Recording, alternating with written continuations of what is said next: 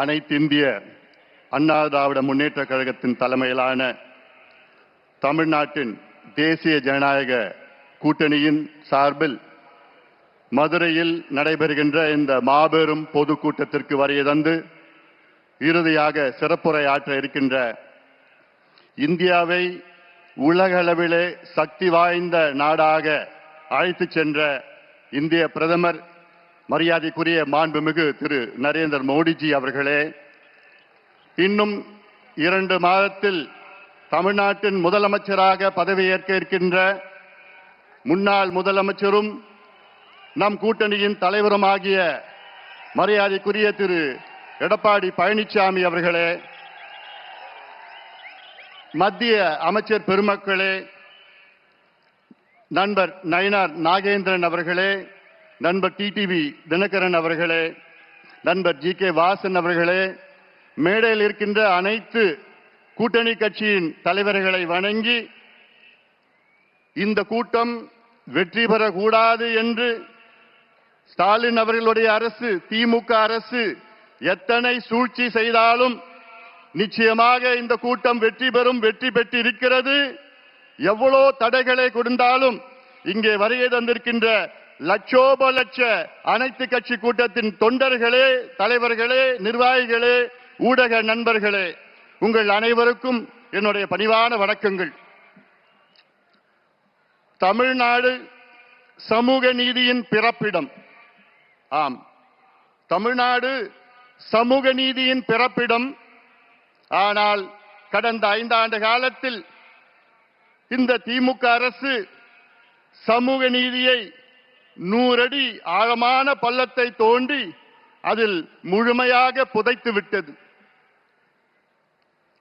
அதற்கு தமிழக மக்கள் நிச்சயமாக முதலமைச்சர் ஸ்டாலின் அவர்களை ஒருபொழுதும் மன்னிக்க மாட்டார்கள். மாறாக கடந்த 6 ஆண்டு காலத்தில் இந்திய அளவிலே சமூக நீதியில் 3 பெரிய சாதனைகளை செய்திருக்கின்றார் நம்முடைய பாரத பிரதமர் மரியாதைக்குரிய நரேந்திர மோடிஜி அவர்கள். ஒன்று, இதுவரை சுதந்திர இந்தியாவிலே முதல் முறையாக இந்திய அளவில் சாதிவாரி கணக்கெடுப்பு நடத்துவோம் என்று அறிவிப்பை வெளியிட்டு இந்த ஆண்டிலிருந்து இந்தியா முழுவதும் சாதிவாரி கணக்கெடுப்பு நடைபெற இருக்கிறது. கடைசியாக இந்தியாவிலே சாதிவாரி கணக்கெடுப்பு நடத்தியது வெள்ளையர்கள் காலத்தில் 1931 95 ஆண்டு காலத்திற்கு முன்பு நடைபெற்றது. அந்த பழமையான தரவுகளை வைத்துத்தான் இந்தியா முழுவதும் இடஒதுக்கீடு நடைபெற்று வருகிறது. அதை மாற்றி அமைத்து நவீனமான ஒரு இந்திய அளவிலே சாதிவாரி கணக்கெடுப்பு நடத்துவோம் என்று அறிவித்த பிரதமர் நரேந்திர மோடிஜி அவர்களுக்கு எங்களுடைய பணிவான நன்றிகளை தெரிவிக்கின்றோம். 2வது சாதனை, தேசிய பிற்படுத்தப்பட்ட ஆணையத்திற்கு அரசியல் சாசன அங்கீகாரத்தை கொடுத்தவர் நம்முடைய இந்திய பிரதமர் மரியாதைக்குரிய திரு நரேந்திர மோடிஜி அவர்கள். Yes, he has given constitutional status to the National Backward Class Commission. இது 25 ஆண்டு கால கோரிக்கை. அதை நிறைவேற்றியிருக்கின்றார் நம்முடைய பிரதமர் அவர்கள். 3வது, ரோஹிணி ஆணையத்தை உருவாக்கி இந்திய இதர பிற்படுத்தப்பட்ட மக்கள் ஓபிசி மக்களுக்கு 27 விழுக்காடு இடஒதுக்கீட்டிலே வேற்றுமைகளை கண்டறிந்து அதை அகற்றுகின்ற ஒரு முயற்சியில் ஈடுபட்டிருக்கின்றார் நம்முடைய பிரதமர் அவர்கள். ரோஹிணி ஆணையத்தை அமைத்த பிறகு அதில் ஒரு மிக முக்கியமான ஒரு கண்டுபிடிப்பு, இந்திய அளவிலே ஓபிசி 27 விழுக்காட்டு இடஒதுக்கீட்டிலே கிட்டத்தட்ட 2633 சமூகங்கள் இருக்கிறது. அதில் 10 சமூகங்கள் 25 விழுக்காடு இடங்களை தட்டி செல்கிறார்கள். 38 சமூகங்கள் இன்னொரு 25 விழுக்காடு இடஒதுக்கீடை தட்டி செல்கிறார்கள். இன்னொரு 102 சமூகங்கள் இன்னொரு 25 விழுக்காடு இடஒதுக்கீடை தட்டி செல்கிறார்கள். இன்னொரு 506 சமூகங்கள் 22.5 விழுக்காடு இடஒதுக்கீடை தட்டி செல்கிறார்கள்.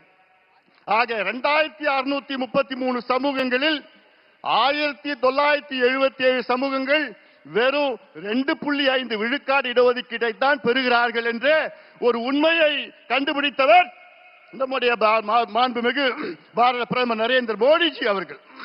அதை கண்டுபிடித்து அதை சரி செய்கின்ற ஒரு முயற்சியில் இருக்கின்றார்கள். உண்மையிலே சமூக நீதி என்றால் நம்முடைய மாண்புமிகு பாரத பிரதமர் நரேந்திர மோடிஜி அவர்கள் தான். ஆனால் சமூக நீதி எங்கள் உயிர் மூச்சு என்று வீர முழக்கம் சொல்லுகின்ற திமுக, குறிப்பாக ஸ்டாலின் அவர்களே, உங்களுக்கும் சமூக நீதிக்கும் எள்ளளவும் சம்பந்தம் கிடையாது. உங்களுக்கும் சமூக நீதிக்கும் என்ன சம்பந்தம் இருக்கிறது?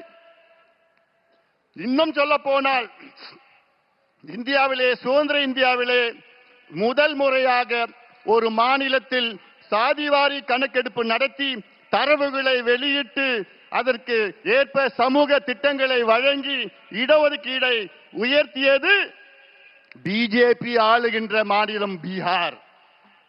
இது நினைத்து பாருங்க. உண்மையிலே சுதந்திர இந்தியாவிலே முதலாக நடந்தது பீகார். ஆனால் சமூக நீதியின் பிறப்பிடம் தமிழ்நாட்டிலே அது நடைபெற்றிருக்க வேண்டும். கடந்த 5 ஆண்டு காலத்திலே ஸ்டாலின் அவர்களே எத்தனை முறை நாங்கள் கேட்டோம், கணக்கெடுப்பு நடத்துங்கள், கணக்கெடுப்பு நடத்துங்கள். இந்த கணக்கெடுப்பு ஏதோ சாதிவாரி கணக்கெடுப்பு இல்ல. உங்களுக்கு அந்த சாதி பேரை பிடிக்கலன்னா அது சமூக நீதி கணக்குன்னு நீ வச்சுக்கீங்க, பொருளாதார கணக்கு, ஏதோ ஒரு கணக்கு வேணும். அந்த கணக்கு தான் பீகாரிலே நடத்தி, அந்த பீகாரிலே அங்கே 97 லட்சம் குடும்பங்கள் 6000 ரூபாய்க்கு குறைவான வருமானம் பெறுகிறார்கள். அந்த 96 லட்சம் குடும்பங்களுக்கு அந்த அரசு 2 லட்சம் ரூபாய் ஒதுக்கீடு செய்து அவர்களுடைய குடும்ப வளர்ச்சிக்காக செய்திருக்கிறது. இதுதான் உண்மையான சமூக நீதி. இதே கணக்கெடுப்பில் பீகாரிலே 67 லட்சம் குடும்பங்களுக்கு சொந்த வீடு இல்லை என்று அந்த 67 லட்சம் குடும்பங்களுக்கு வீடு கட்டி கொடுக்கிறார் அந்த பீகார் மாநில அரசு. இதான் உண்மையான சமூக நீதி. ஆனால் நான் கணக்கெடுக்க மாட்டேன், எந்த பிரச்சனையும் எனக்கு தெரிஞ்சு விருப்பம் இல்லை அப்படின்னு சொல்லுகின்ற ஒரு முதலமைச்சரை பார்த்திருக்கீங்களா?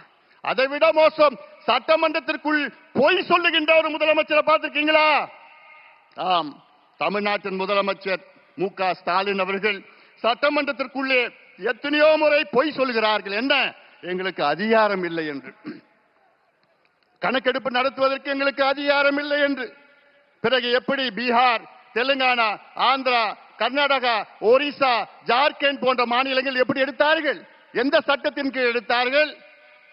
இந்தியன் ஸ்டாட்டிஸ்டிக்கல் ஆக்ட் 2008 படிதான் அத்தனை மாநிலங்களும் எடுத்தார்கள். அந்த சட்டத்தின் கீழ் தான் மத்திய அரசுக்கு அதிகாரம் இருக்கிறது, மாநில அரசுக்கு அதிகாரம் இருக்கிறது, ஏன் பஞ்சாயத்து தலைவர்களும் அதிகாரம் இருக்கிறது. நான் ஏன் இந்த கணக்கு சொல்றேன்னா, தமிழ்நாட்டின் மக்கள் தொகை 8 கோடி, 2 கோடி குடும்பம். அந்த 2 கோடி குடும்பம் எப்படி இருக்கிறாங்கன்னு தெரிஞ்சுக்கிறது கூட உங்களுக்கு மனசு இல்லையா? அது ஏன் தெரிஞ்சுக்க மாட்டீங்க? அது 2 கோடி குடும்பம் கணக்கெடுத்து அந்த குடும்பத்தில் எத்தனை பேர் இருக்கிறாங்க, என்ன சமூகம், எந்த மதத்தை சார்ந்தவர்கள், ஆண்கள் பெண்கள் எத்தனை பேர் படிச்சிருக்கிறாங்க, எத்தனை பேர் வேலையில இருக்காங்க, அரசு வேலையா தனியார் வேலையா, அந்த வீட்டில் எத்தனை பாத்ரூம் இருக்கு, பாத்ரூம்ல பைப்ல தண்ணி வருதா, அல்ல சோலார் இருக்கா, அல்லது கிணறுல போர் இருக்கா, கிணறு இருக்கா, சைக்கிள் இருக்குதா, இல்ல பைக் இருக்குதா, இதெல்லாம் கணக்கெடுப்பு நடத்தி எத்தனையோ சமூக திட்டம், நல்ல திட்டங்கள் கொடுக்கலாம், இடஒதுக்கீடை உயர்த்தலாம், உள்ஒதுக்கீடை கொடுக்கலாம். அதே வேளையிலே தமிழ்நாட்டில், இந்தியாவிலே தமிழ்நாட்டில் மட்டும்தான் 69 விழுக்காடு இடஒதுக்கீடு நமக்கு கிடைத்திருக்கிறது. அதற்கு அந்த 69 விழுக்காடு இடஒதுக்கீட்டை பாதுகாத்தவர் ஒரே ஒரு நபர் தான், முன்னாள் முதலமைச்சர் புரட்சி தலைவி செல்வி ஜெயலலிதா அம்மையார் அவர்கள் தான். அந்த அம்மா மட்டும் இல்லைனா இன்னைக்கு 69 விழுக்காடு இடஒதுக்கீடு அதை உச்ச நீதிமன்றம் ரத்து செய்திருப்பார்கள். 1993 தமிழ்நாட்டின் சிறப்பு இடஒதுக்கீடு சட்டத்தை, 69 விழுக்காடு இடஒதுக்கீடு சட்டத்தை மத்திய அரசை வலியுறுத்தி அரசியல் சாசன சட்ட திருத்தம், கான்ஸ்டிடியூஷனல் அமெண்ட்மெண்டை கொண்டு வந்து 9வது அட்டவணைகளை பாதுகாத்தவர் புரட்சி தலைவி ஜெயலலிதா அம்மையார் அவர்கள். இல்லையே நமக்கு இன்று கிடைத்திருக்காது. இறுதியாக நான் சொல்கின்றேன், நம்முடைய பாரத பிரதமர் நரேந்திர மோடிஜி அவர்களை மீண்டும் பாராட்டுகின்றேன். காரணம், நீர் மேலாண்மைக்கு முக்கியத்துவம் கொடுக்கின்றவர். அவருடைய குஜராத்தில் அவர் முதலமைச்சராக இருந்த நேரத்திலே, அந்த குஜராத்திலே சௌராஷ்டிரா என்ற பகுதி இருக்கிறது. அது மிகவும் வறட்சியான பகுதி, குடிப்பதற்கு தண்ணீர் இல்லாத பகுதி.